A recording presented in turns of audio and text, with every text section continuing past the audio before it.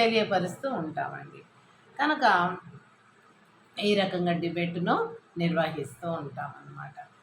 Debate లోపల మరి గ్రహించినటువంటి విషయాలన్నీ కూడా పిల్లలు తల్లిదండ్రులకు చెప్తారు. తల్లిదండ్రులు కూడా కొన్ని విషయాల్లో ఒకవేళ ఇంట్రెస్ట్ ఉన్న తల్లిదండ్రులైతే వస్తారండి. వచ్చి "ఏంటి మేడం మరి మా పిల్లవాడు ఎలా ఉన్నాడు చదువులో? మా అమ్మాయి ఎలా ఉంది?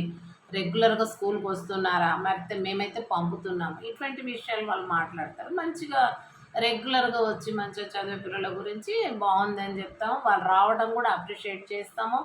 అందరు మీలాగానే ఉండాలని కూడా మేము గౌరవిస్తాము.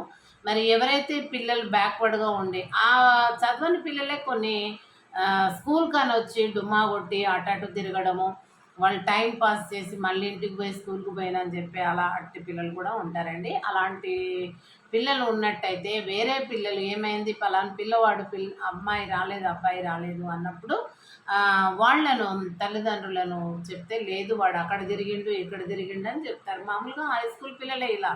అయితే చేసినప్పుడు అంటే కొన్ని స్కూల్స్ కొంతమంది పిల్లలే, అన్ని స్కూల్స్ కాదా అందరూ కాదండి. అప్పుడు అది మాకు దృష్టికి పిల్లలు తెస్తారు. మిగిలిన పిల్లలు తెచ్చినప్పుడు ఆ పిల్లలను మేము వచ్చిన తర్వాత వాళ్ళకి మంచిగా కన్విన్స్ చేసి వాళ్ళకు చదువులో మళ్ళీ యథావిధిగా వాళ్ళు వచ్చేటట్టుగా చేస్తాము. వాళ్ళు వినని పక్షంలో వాళ్ళ అమ్మ నాన్నను పిలిపించి చూడు బాబు ఇలా చేస్తున్నాడు, స్కూల్ కానీ వస్తున్నాడు, ఎటో తిరుగుతున్నాడు, మరి చూడండి ఆయనను గమనిస్తూ ఉండండి ఆ పాపని అమ్మాయినని వాళ్ళ పేరెంట్స్ని పిలిచి చెప్పేటటువంటి పని మేము చేస్తామండి. అదేవిధంగా ప్రతి క్యాండిడేట్ మీద ఇండివిజువల్ కేర్ తీసుకుంటాము.